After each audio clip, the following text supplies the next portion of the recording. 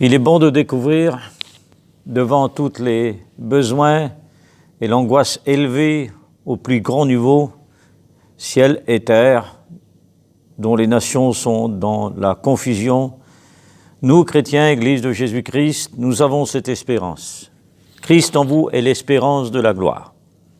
Et le thème biblique, doctrinal, que nous allons voir, bien sûr, à travers l'Écriture, la parole sainte de Dieu, c'est le ciel de Dieu. Le ciel, paradis éternel, royaume des cieux, cela nous dépasse. Personne n'a été au ciel, si ce n'est que Jésus, le Fils de Dieu, dans l'évangile de Jean. Jésus le rappelle, seul le Fils a descendu du ciel, est remonté au ciel. Éphésiens 4 et versets 10 à 11, celui qui est descendu et celui qui est monté, bien sûr, et qui a fait les uns comme apôtres, prophètes, docteurs, évangélistes, pasteurs. Il a donné les ministères à l'Église de Jésus-Christ. Mais aucune intelligence la plus élevée, brillante, aucune science, aucun chercheur, aucun docteur, aucun professeur, aucun cerveau ne peut nous faire découvrir, bien sûr, le ciel. Cela nous expliqué, bien sûr, par la Bible. La Bible est la clé de tous nos mystères, qui renferme, bien sûr, toutes nos réponses. Or, Jésus a dit, il nous a été donné de nous faire connaître le mystère du royaume des cieux. C'est Jésus qui nous a dit ces mots, qui nous a été donné. Et c'est une grâce, rien ne nous appartient, on est locataire. Exemple extraordinaire de l'apôtre Paul, dans la deuxième épître à Corinthiens, au chapitre 12 et verset 3, il fut ravi en esprit, il fut ravi bien sûr au ciel. C'est au jour du Seigneur que le mot exact dit, au jour du Seigneur, il fut enlevé hors de son corps. Il dit, je connais un homme, je ne sais pas si c'est dans son corps, en dehors de son corps, Dieu le sait. Et s'il faudrait se glorifier, c'est du Seigneur, il ne voulait pas s'en glorifier. Il s'est identifié à une autre personne en parlant de son expérience. Quelle humilité! Et il a entendu une chose qu'aucune oreille ne peut entendre, qu'aucun cerveau ne peut capter. Mais il a entendu des paroles merveilleuses qu'aucun homme ne peut dire. Quel est ce paradis? Quel est ce royaume des cieux? Quel est ce ciel? Ah, le ciel de Dieu est le centre de notre espérance. Apocalypse 22, verset 3, que nous attendons. Le ciel est la raison que nous vivons sur la terre par la foi et que nous attendons et que bientôt nous rentrerons dans la gloire. Jean 11, 40, celui qui croit verra la gloire de Dieu. Le ciel est le but final que nous allons entrer. 2 Timothée, chapitre 4 et versets 6 à 7, car Paul dit, voici, j'ai combattu, j'ai achevé. Oui, il a terminé sa course. Et il recevra la couronne de justice. Et à ceux qui ont aimé la venue du Seigneur, le ciel, c'est là où disparaîtra toute inquiétude. Nous n'aurons plus d'inquiétude. Nous n'aurons plus de soucis, plus de combats, plus d'épreuves, plus à résister contre l'adversaire. C'est fini. Romains chapitre 8 et verset 18. La gloire à venir, elle est plus grande que la souffrance présente. C'est au ciel que les combats se termineront. C'est au ciel que nous serons réunis au nom du Seigneur. Éphésiens chapitre 1, verset 10, les familles, les cellules de famille seront réunies, reconstituées au ciel. Notre espérance est au ciel. Nous reverrons nos bien-aimés, selon Thessaloniciens 4, 16 et verset 17. Consolez-vous par ces paroles, comme Christ est ressuscité. Il est le prototokos, il est le premier de la résurrection. Il est celui qui est ressuscité. Et n'oublions pas que les morts en Christ ressusciteront de cette résurrection glorieuse. C'est au ciel que nous se reposerons.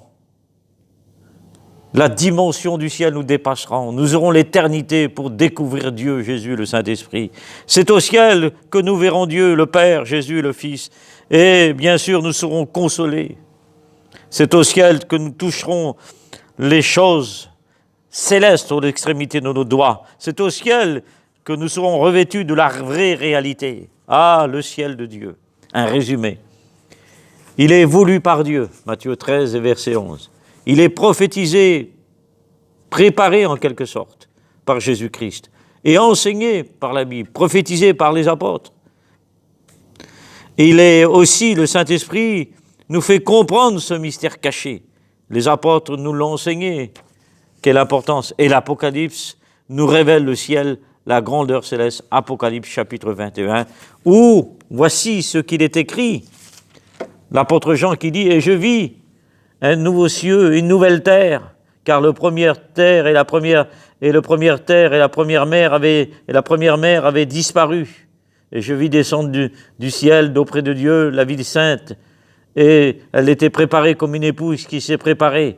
Et j'ai entendu du trône une voix forte qui dit « Voici le tabernacle de Dieu avec les hommes. Il habitera avec eux et ils seront son peuple et Dieu lui-même sera avec eux. Il essuiera toute larme de leurs yeux.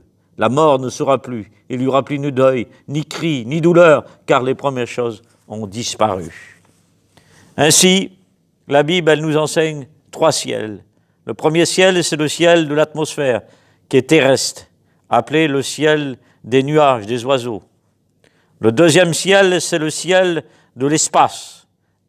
Oui, satellites, interplanètes, les étoiles, le soleil, la lune, les 9 planètes, le cosmos. Le troisième ciel, c'est la demeure de Dieu, où se trouve, bien sûr, la demeure de Dieu. Et le psaume 123 nous dit que Dieu siège dans le ciel. Le ciel est mon trône et la terre est mon marchepied. Ah, il nous a bâti une vraie demeure. Nous habiterons chez lui, parce que le royaume des cieux nous attend. Les choses nouvelles qu'il y aura au ciel, des nouveaux cieux, une nouvelle terre, un temple neuf à la dimension de Dieu, un paradis glorifié, un nom nouveau. Nous aurons un vêtement tout blanc, un cantique nouveau, nous aurons une couronne d'or. Oui, autour de nous, il y aura la ville sainte, le royaume des cieux. Au-dessus de nous, une terre, bien sûr, au-dessous de nous, une terre nouvelle. Devant nous, une éternité infinie. Il y aura un repos éternel. Christ est la clé, non seulement qui nous ouvre l'histoire d'humanité par le livre de la Genèse, mais il nous ouvre le ciel pour l'éternité. Au-dessus de nous, avant nous, et tout subsiste en Christ. Apocalypse 1 et verset 18. Le ciel, le royaume des cieux, il est décrit infini, éternellement, 2 Corinthiens chapitre 5 verset 1. Il est infini, incommensurable, Romains chapitre 8 et verset 18. Il est parfait dans toute sa dimension céleste, plein de gloire. Hébreux 13 et verset 14. Incomparable, on ne peut pas l'imiter. Il n'y a aucun architecte, c'est Dieu l'architecte, Jésus le réalisateur, le Saint-Esprit le consolateur.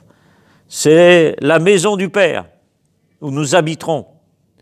Là où il y a une grande place, ce n'est pas plusieurs demeures, c'est une grande place. Il n'y a pas de favoritistes. C'est ceux qui sont nés de nouveau, qui ont été pardonnés, qui passent par Jésus-Christ, qui se repentent. Repentez-vous, demandez au pardon au Seigneur. Nous vivons des moments critiques, importants, que le rétrograde revient au Seigneur. Le Fils prodigue, le ciel est ouvert, le pardon ouvre le ciel. Le Seigneur est celui qui te délivre et il pardonne tes péchés. C'est là, dans le royaume des cieux, où le roi habitera, où le Christ nous rassemblera. Jésus a dit, le Père a trouvé bon de vous donner le royaume des cieux. Le ciel, royaume des cieux, il est éternel, bien sûr. Il est parfait, plein de gloire, incomparable. Rien ne peut l'imiter. Laissez-moi vous dire que le ciel, selon l'enseignement de Jésus, est comparé à un trésor caché, à un grand prix de grandes perles, à des vases remplis de bons poissons, à un trésor ancien et nouvel, à un grain de sénévé qui est semé dans un champ et porte de bonnes semences, à un filet jeté dans la mer et qui amasse de bons poissons et de toute espèce. Les bons sont mis d'un côté et les autres d'un côté. Ah, il mettra le blé dans son grenier et la paille sera jetée au feu. Et le serment qui porte du fruit, qui demeure en lui, alors il portera beaucoup de fruits et il sera honoré par le Père. Jean 15.